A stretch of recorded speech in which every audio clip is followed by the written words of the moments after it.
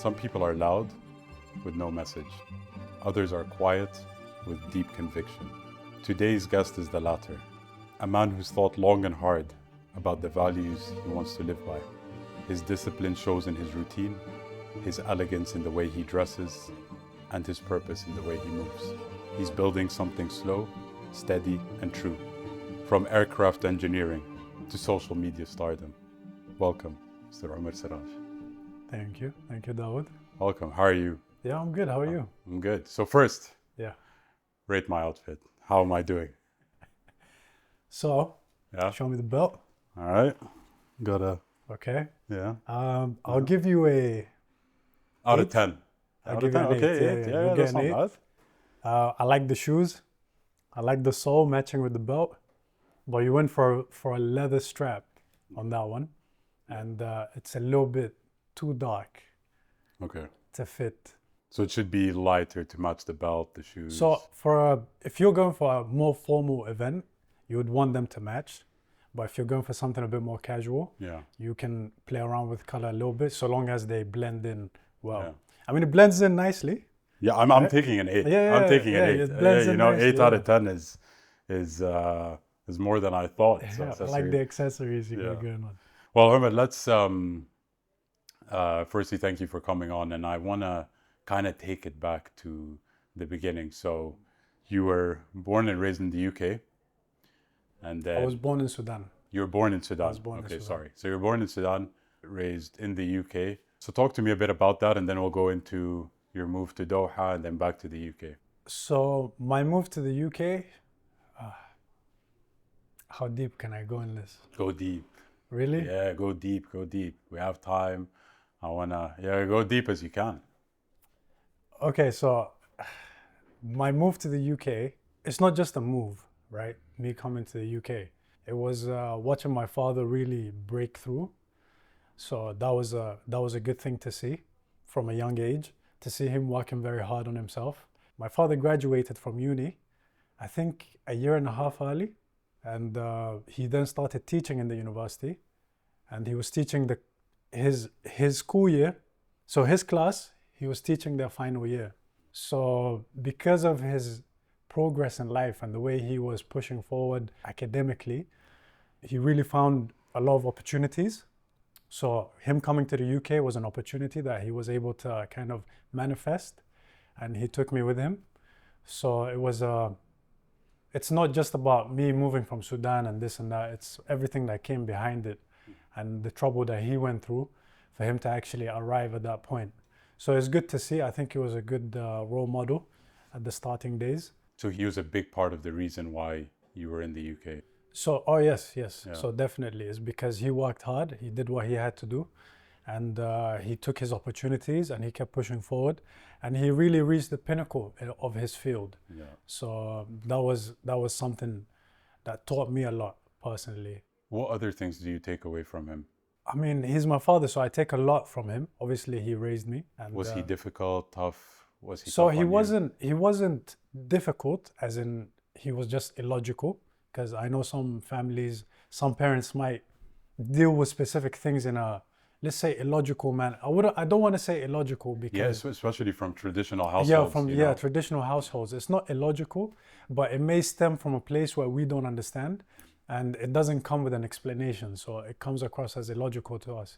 So with him, it wasn't illogical in that sense where I understood what was going on. But there was definitely a lot of rules that we had to adhere by. And so, you being in the UK, were you happy in the UK? Did you enjoy? Did you settle in well? Was it a smooth transition? So actually, I didn't settle in well at all in the UK, especially at my younger days. And back in the day when I was here, when I was young, racism was very prominent at the time. I don't want to. You experienced racism. Oh here in the UK? yeah. Throughout my whole school life, it was extremes at some point. I wouldn't even. So they would even come to our house. We had to move house once. My dad didn't know about it. Yeah. I knew what was going on because it was directed at me. But we moved the house because we felt like that area was just not safe. I'm so sorry to hear that. No. A lot of people, a lot of immigrants that come to the UK, especially for the ones that started off earlier years. Now the UK is a bit more accepting. There's a lot more cultures. There's a lot more mixing going on. So people are becoming a lot more understanding. But back in our days, when we were in primary school and secondary school, those things weren't as accepted by people. Especially in my case, because I was so in my year, I was the only black guy. Right, I wasn't just a black guy. I was a black Muslim guy who speaks Arabic. So it's just a victim. It's like all that. So yeah, that's just a victim right there. So yeah, it was an interesting time, let's say. Did you have anyone to share that experience with, or that burden, I should say, with, or did you find yourself alone? Was there anyone you could talk to, any friends? I remember you mentioning that you felt like you were the only one in that position. Yeah. So my cousins they lived far away, right? So we lived quite far from our cousins. So I didn't really have anybody I could fall back on. And I didn't like to go home and really say like, oh, this happened to me today, that happened to me. So I kind of all got internalized. But yeah, it was definitely a learning curve. It was good to it's good to shape your personality. When you experience those things, it's very good. I mean, now hindsight, it's good, but like must have been. Oh, at the time, it was very confusing. It was very confusing. Yeah. That's tough. You finished A levels in the UK, or almost finished A levels. Yeah. And then moved to Doha. Yeah. How was Doha? At the start, Doha was amazing. Yeah. It was like a dreamland, coming from the UK to Doha. It's like, hey, we made it, But as you obviously get to know the cultures and everything, and you kind of mix with them a little bit deeper, you understand that nothing is perfect, right? There's always imperfections to everything.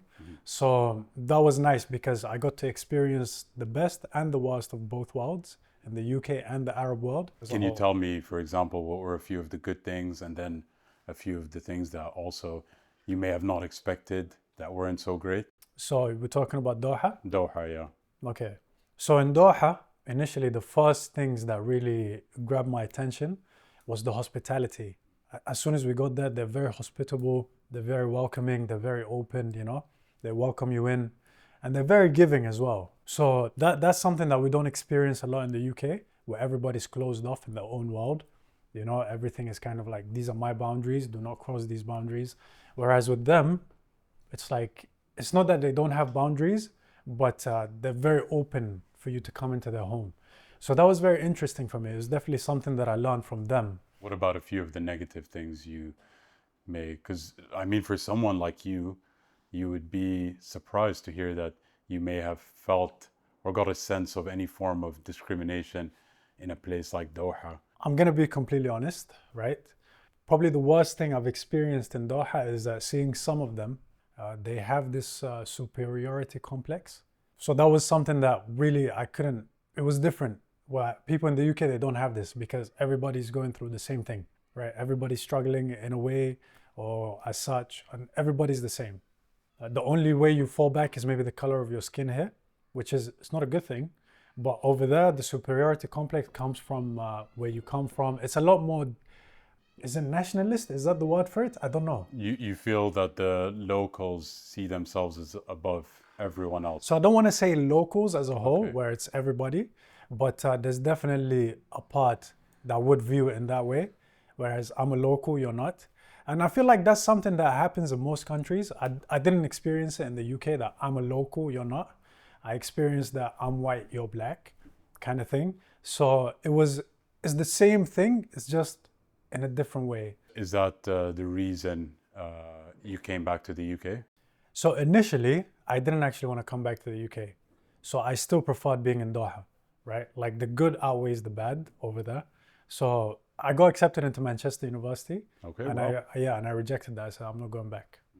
I just don't want to do this. Why? It's because of my experience and having to go through it alone and not having like my family members around. So if I was close to my cousins, for example, or if my brothers were a bit closer to my age where we could stand together or something like this, I would have been like, okay, I have some people to go through this with. But I had to kind of do all of it alone. Whereas I was the only guy there. You know what I mean? And there was no one really to fall back on because I am the oldest. So who do I go and call out? Who do I speak to? So you decided then to come back to the UK, for what reasons? What shifted in your mindset? You started working in Doha, right? So I was working in Doha, Yeah.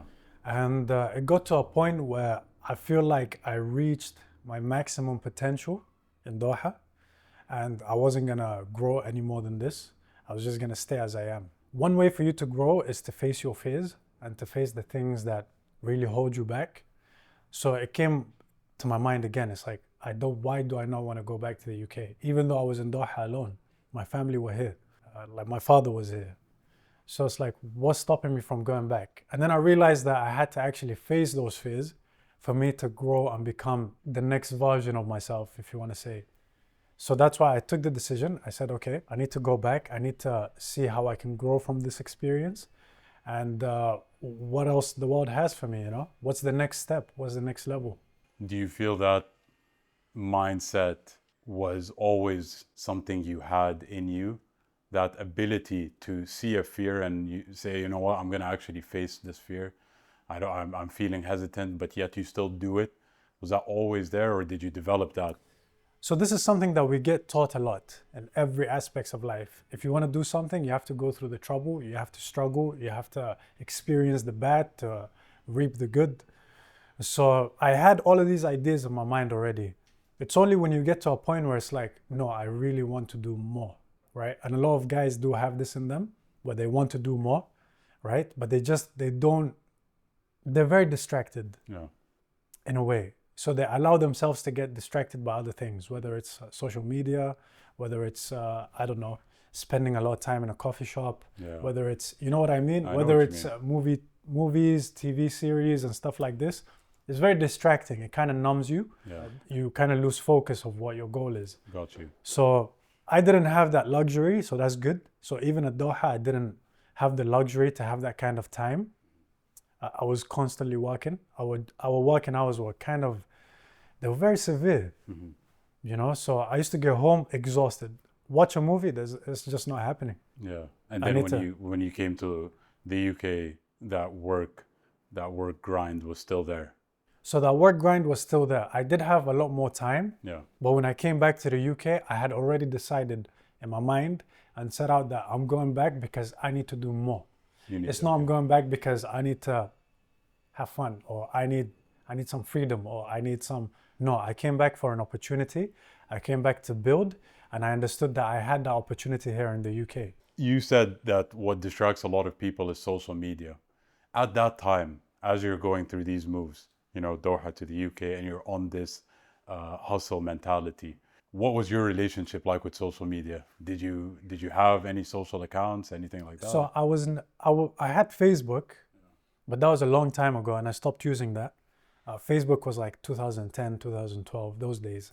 I only downloaded TikTok initially through, it was during COVID, right? Because, you find yourself, it's locked down, there's no one outside, you don't get to interact with people.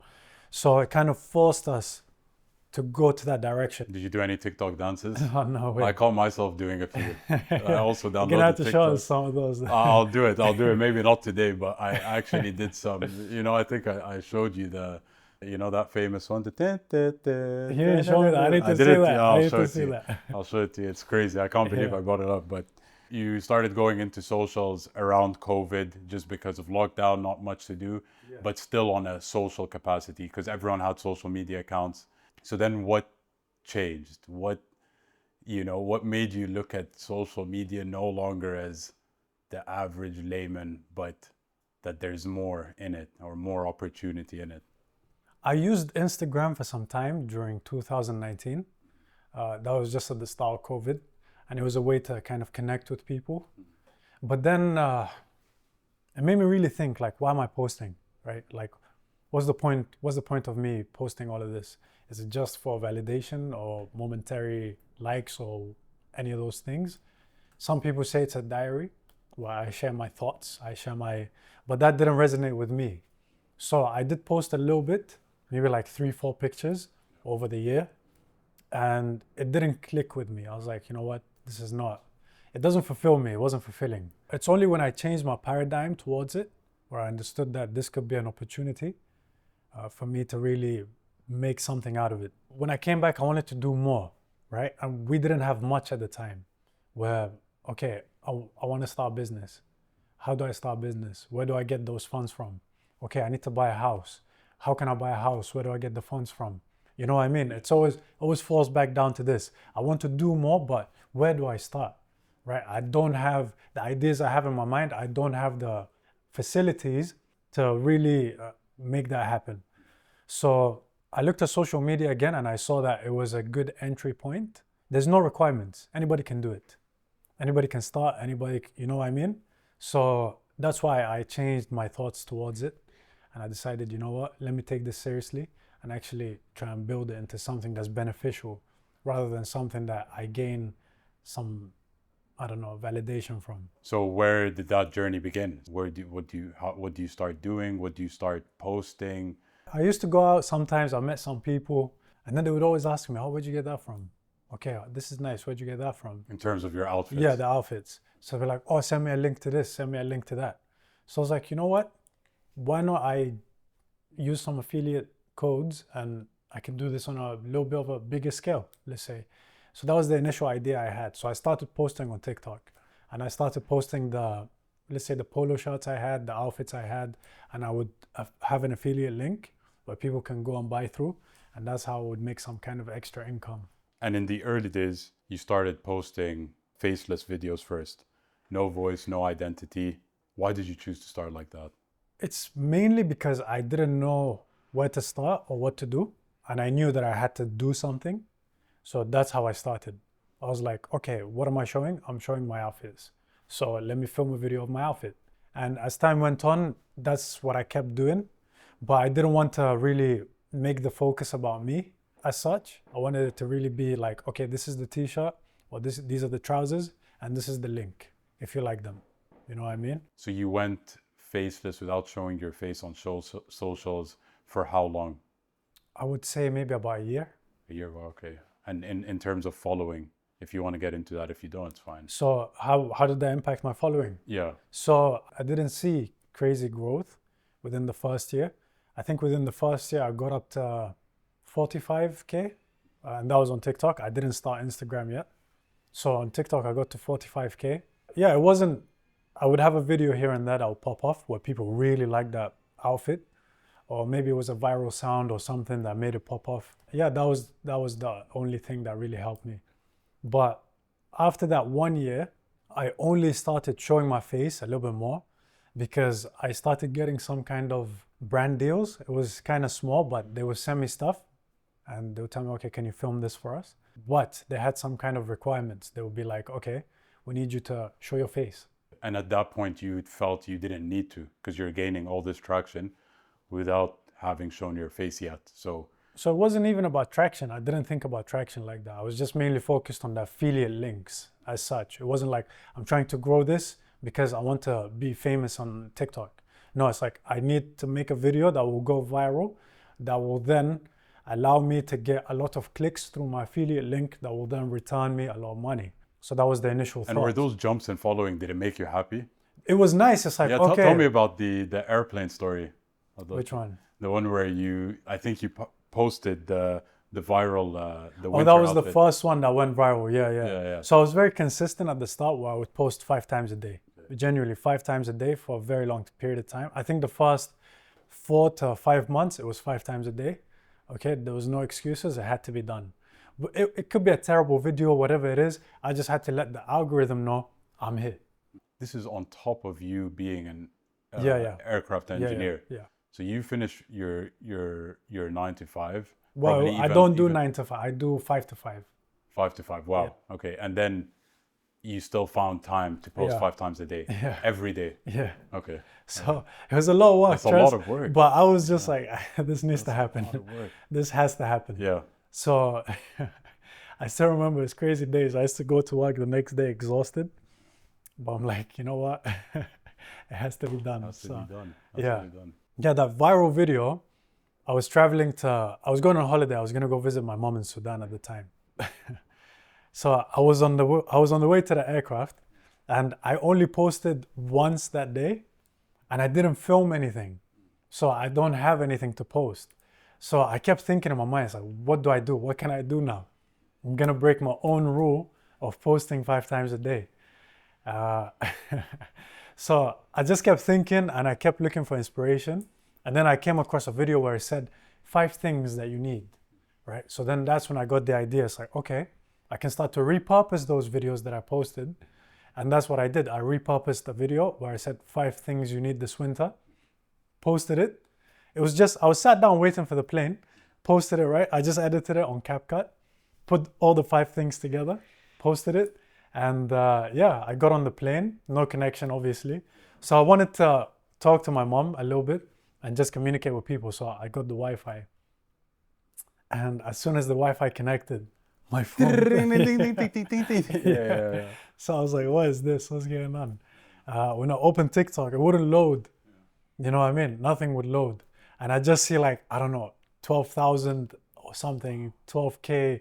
Yeah, so many comments, 600 comments. I don't know what.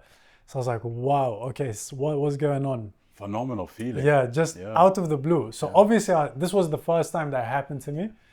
And I was like, wow, it's a good feeling, but I need to be careful because I understand that this is just a dopamine hit. Yeah. You know, this doesn't mean anything just yet. This is just one video. I couldn't see what was going on because the connection was terrible. So it gave me good time. I'm very blessed with those moments, by the way. So when I couldn't see what's going on and I couldn't really interact with it. You allowed it to marinate. Yeah, I allowed it to marinate. I sat there and I knew what was going on and I had to really address it internally before I could address it in real time. So that was good. It gave me time to really understand like, okay, this is just a feeling. It's a one-time thing. This is something that's gonna come and it's gonna go. And I really need to act accordingly. So it's something that I need to not allow it to consume me in any way, not allow it to really take over the situation or anything like that. Well, I just need to keep going. When you came back, you said that brands have basically said, we need to start hearing you. Yeah. We need to start seeing your face because in order to work with you, we want to know who we're working with. We want to know who's behind the camera. We don't want to just see the outfits. And so then you had another big viral moment, which was the perfume video. Can you this was actually the third one. The third? Tell me the second one then. So the second one was another viral video. Well, I had a couple viral videos. So before that perfume video, that perfume video went viral in Sudan. Okay. The others were doing well in the UK, European region. And that got me to about 130K before that perfume video. So because I had built that platform to 125,000 at the time, those people that interviewed me, they knew who I was.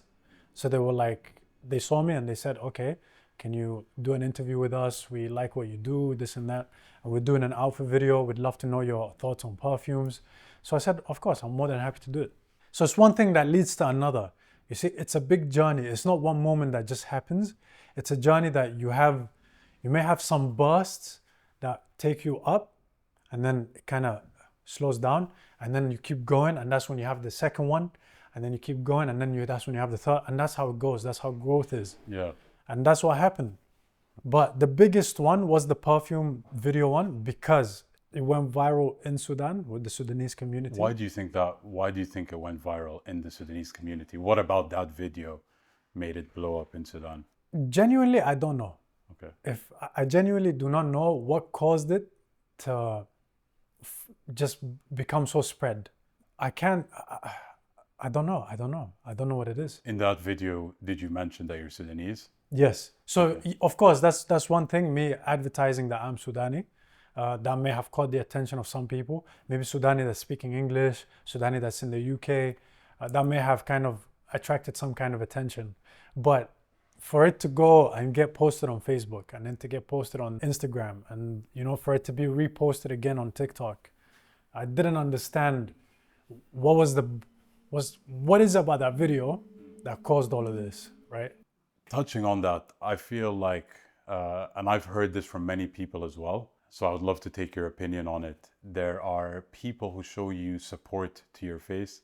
For example, they would say, hey, love what you're doing, keep going, keep pushing, but they might not buy your product or they might not, in your case, follow your social media page. Is that the case with you? Have you seen that? Does that happen? And if so, how does it make you feel? It does happen. It happened a few times, obviously. I had a few people come up to me and they said, love what you do, I follow your stuff and all that. I love the outfits you put together. I like your, all of that stuff, right? I do appreciate it. It means a lot. So that alone is enough for me, because that's genuinely what I wanted to reach. So, and then because of what they were saying to me, and when we're about to follow each other on social media, I see that they weren't already following.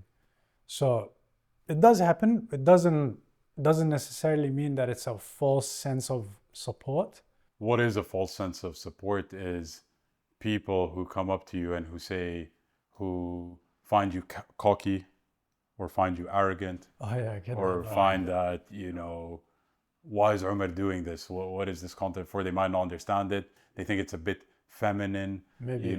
How do you deal with those kind of comments? The thing is, I don't really have to deal with it. That's the thing, it's not something that holds weight. I don't want to say it doesn't have any kind of weight. It does, because it really shows me what I'm dealing with. But it doesn't hold weight for me personally, because everything that I do, it comes from the values that I set for myself already. So it doesn't matter what others would say about these things.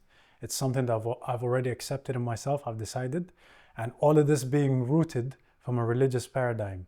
So if I'm to judge something, and if it's good or bad, if it's feminine or if it's not, my first point that I would fall back on will be the Sahaba, the Prophet, peace be upon him, and those people. If they accept those things, if they did those things, and was that something that was acceptable at the time? So if that's okay and it aligns, then I don't know, whoever has to comment something on my Instagram doesn't really bother me. So people asking me like, what's the point in all of this? I don't see a point in what you're doing. Like, I don't see a point in dressing well. I don't, you know what I mean? It's just extra, it's performative, it's this, it's that. Every time someone tells me this, I think about the story of Imam Malik, and how his mother used to actually dress him up. So his mother saw his potential. She saw that what he was capable of from a young age. She used to dress him up. She used to put him in the jalabiya and the imama and everything like that. And she used to send him to Imam Rabi'a. He's the one that he learned from. And he was a prominent imam in Medina at the time. So she understood that for Imam Malik to really manifest what's going on, he had to dress very well. He had to show respect to the people that he wanted to be around, the people that he wanted to be. So it allowed him to really embody the personality that he's going to become. So that's the reason why she used to dress him up. And I think that's a very interesting story that people don't really know about. So they understand that these things the imams used to do, the prophets used to do, it wasn't an open game where it's like, no, you shouldn't do this, you shouldn't take care of yourself. No, they did those things and they took it an extra level, right? So the Sahaba, for example, they used to use the olive oil. They used to use, the Prophet used to use the rock and put eyeliner, well, it's not eyeliner, but he used to line up his eyes, right? They had the long, soft hair that they used to take care of it. So it's something that people have lost touch with. That falls back to why men might find it weird that you're doing all of these things. You're here to support men as well. You're not trying to gatekeep how to self-improve, how to be better. You're really trying to push a positive message, right? So can you tell me a bit more about how you're trying to do that as well? Because I know you've told me, for example, you were faceless and happy to go faceless on social media, and you have zero concept of you thinking that you look a certain way. But it's clear you definitely look better than the average person. But you've told me you feel that anyone can. Can you expand on that? Well, thank you, first of all. That compliment, I'll take it. No worries. But yes, I feel like anybody can do it, because it's not really the face that makes someone attractive, right? It's just a cherry on top. You have a nice face, that's great, right? But there's a lot more that comes behind it. You can have a nice face and you could have a terrible personality, and now you're the worst person. Nobody would even want to talk to you. Your pretty face doesn't mean anything. So I do think anybody can do it, because with a little bit of effort, with a little bit of self-care, any man can portray or can really radiate the energy that people would want to be around. You understand what I mean? It's not people, I do, yeah. yeah, people will find that energy attractive. They will find being around, they would want to be around him. They will gravitate towards that. So that's why I say anybody can do it. And anybody can take care of their health, go to the gym and look good. Have you always been someone who trained and went to the gym? Yeah, it was a big part of my life, always. What else do you do actively? So I love football. I used to play football so much. I used to play maybe 2-3 times a day, 3 football matches a day. I used to coach football at some point. It was nice, a bit extra money doing what I love. I used to play for Bournemouth. I used to train with them. Didn't play with the first team, but we used to train. And that was before they made it to the Premier League. You used to play football with Bournemouth? Yeah. Like the pro team? So I didn't play any games with them. No, but you even just trained with them? Yeah, we used to train. Yeah. So that means you're really good at football. I mean, I would say I'm above average. Yeah, I mean, yeah, for sure above average. I would give my FIFA card, if I had a FIFA card, I would say, What would your FIFA stats be? yeah, so now, I don't know about now, but back at my pinnacle, I'll be like 87 minimum. Wow. 87 at least. Wow, we need to play together. Yeah, we will. And so trying to help men, you think that if everyone can do it, what's the missing thing on why so many aren't doing it? What's holding so many people back? So obviously it's distractions, number one. It's not having values. It's not having specific, they don't have the discipline to really go through with it because it's not easy, right? And that was something that I struggled with as well. So I found myself I was very messy at some point in my life, right? I had all the right ideas. It's like, okay, I know I have to do this. I know I have to do that. I know I have to do this. But it was very messy. It was unorganized. And I wasn't disciplined enough to really stick to one thing and see it through, right? So then I found myself at some point, I opened 3 businesses at one point, but that just quickly crashed because you cannot do that. I had the right ideas, I had the right vision, but I didn't have the discipline or if I was to put it in one word, I would say most of them are lazy. That's it. They're lazy. You spoke briefly about your spirituality as well. You now are having a lot more thrown at you in terms of vices, in terms of temptation. How do you maintain that discipline? How do you maintain with incorporating social media as another full-time on top of your 5 to 5? How do you still find the time with the new temptations and vices to stay disciplined? The good thing is that when you have a goal and you have a vision and you want to go towards it, okay, you kind of shut out all of those distractions anyways. You're not easily distracted. You have a vision, you want to reach it. The other thing is that I'm very blessed. Well, I'm very far away from all of those temptations, all of those distractions.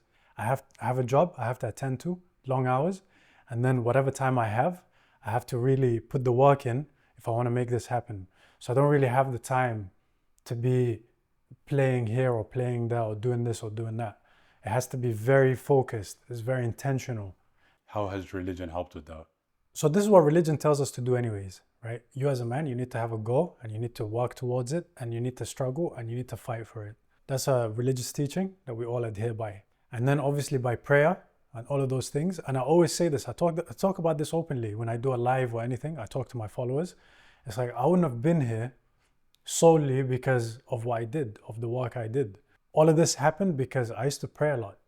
Well, I still do pray, but there was a period where I prayed excessively a lot on top of all of this.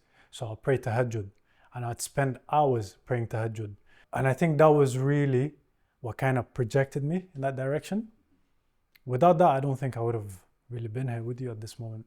Got you. And you said that for you, it's very clear in your mind that social media is not the end goal, that you're striving for more, that you look at people, you've mentioned someone like Mr. Beast as well, from not only doing social media, but using it as an avenue to go into enterprise, into business.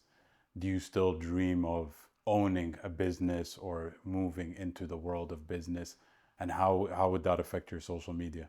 It's definitely not the end goal. It's not something that I see myself doing forever, you know, me just taking pictures and making videos and this and that. There has to be some kind of end goal. And that was the first thing. That's the first thing I decided before going into social media is, why am I doing this, right? If I'm doing it for validation, I will stay here. If I'm doing it for something bigger, then I need to really build, really explore what I can do with this. So obviously, ultimately, you would want to help your family, you would want to help your people, you want to do more for your country, maybe even the Arab world, who knows? So if you could paint the picture of Omer in X amount of years, and that image in your mind, in your home, surrounded by whatever you might want to paint that painting, the one that you aspire to go to, how does it look? And who's in it? That's an interesting question. How would I paint that image? I don't have the final image in my head. I can't lie to you, like this is it. But it's just there's so many things that play a role. It's like you want to be a warrior. You want to be someone that can provide. You want to be this. You want to be that. So it's all of those things that you're working on right now, and see where it takes you. So I'm building the image as I go, but I don't really know that final image, how it's gonna look like. Is this because of maybe the temptations, distractions are so much? Because your comment section, Omer, we have to talk about it. It's insane. It's crazy. People have told me about your comment section being specifically crazy. How do you deal with that? Like how do you go through those comments? And I'm not talking about the negative ones we spoke about earlier. I'm talking specifically ones from women. Didn't want to spell it out, but I mean, you know. So I don't really, I don't go through it. I don't sit there and read it, but I know it's happening. People even send Yeah, you no, some. I know it's happening. I know what's going on, but I don't sit there and read every single one. But it's just, I don't know. How do I even react to that? You know? How do you react to it? I don't know. I just leave it. Let it be. Okay. It's not my well, I don't want to say it's not my responsibility, because it is. But yeah, I just let it be, because how else am I supposed to deal with that? Like, what do I address? How do I address it? What am I supposed to say? Do you feel like having that type of attention makes, and I don't want to get too personal, but makes you finding someone or a partner more difficult, or do you feel it makes it easier because you now have access to so many more women? What it does is it makes people a lot more wary of you. They think twice, 3 times, 4 times before they give you the opportunity to really explore that realm with you, because you're exposed to such a thing. But once they get to know you, they open up, and it's something that you have to live with. Like, it's not all fun and games. Yeah, it's not. It's a little bit challenging, but again, I know who I am. I know what I have to give. You know, and once the person gets to know me, they'll know that too. So it doesn't really slow me down in any way, I would say. Yeah, and I think what I'm gonna do, because to help you, Ahmed, I want to help you, right? So we're gonna do a little game where I would, and this can all be arranged, by the way. I know these people personally, disclaimer, maybe not, but we'll go through a would you rather, and I'm gonna see which type of girl, or which type of woman, I should say, you would ultimately want to be with, maybe gravitate towards, just play it, just for vibes. We'll see. And then if so, can arrange it, make it happen. Arrange it as well. I'll arrange it as well, fully. Okay, we're serious production here, Omer, I'll make it happen. I'll make it work. Yeah. I'll allow this for this time. Yeah. Okay. So I'm going to show you a few images, and all you have to do is just tell me if you want to stick with them, and because I'll arrange it, I'll make it happen. We're a big production, So what am I judging? So you're judging, okay? What you go off what you see, I don't know what you're into, what you're not, but just know that we can make it happen. All right. Okay. So first, Aisha Porter. She's a model and influencer. Or Ala Ala, Mubarak. known as Lushi, who's a Sudanese TV presenter. Yeah, I'll stick with Ala. You'll stick with Ala. Okay. So now, Aya Samaha. She even has on her caption, you can see she posted a cat. I really like cats. She's an Egyptian actress. I do like cats. So you're I sticking don't with know, Allah or but with Aya? I cannot see her, right? That's a tough one, you know. We'll go with Allah. You'll stick with Allah. Yeah. Okay. So Hala, she's a Saudi architect that turned into a jewelry designer. I'll stick with Allah. Stick with Allah. Okay. So this is Halle Berry as Catwoman. They're so far away. I'll stick with Allah. Okay. So this is Jamila Strand. She's born and raised in Sweden to a Swedish mother and a Sudanese father. What she do? She's a model. It's not easy. I'll stick with the Sudanese one. You'll stick with Allah. Okay. All right. So this is Lily Sami, and she's an Arab actress. I'll stick with Allah. Stick with Allah. All right. So this is Melissa. She's Albanian next, Bosnian. Next. Okay. Next, All right. next. All right. All right. This is Molly May. She's an English reality TV personality. She was famously on Love Island. That's not for me. All right. Now, this is Ula Sharif, Sudanese influencer. I'll stick with Allah. Stick with Allah. Okay. Wow. All right. This is Tasabih.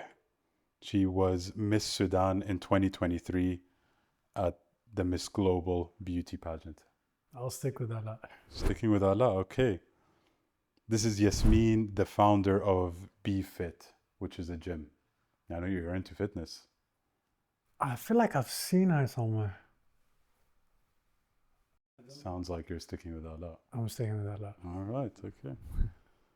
This is Yusra, host of Wanasa with Ossa. I'll stick with Allah. Sticking with Allah. Okay.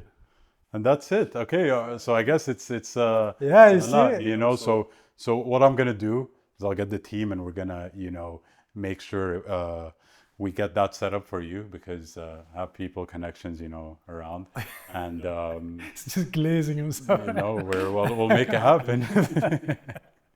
We'll make it happen. All right, Omer, this has been great. Thank you so much for coming on and being on. I think we've established a friendship that will go outside of the online presence, and so yeah, no, I look forward to more meetings, more outings, and inshallah, business together maybe one day. Yeah, who knows? Who knows? Yeah, it was a pleasure to meet you. It was Yeah. a pleasure.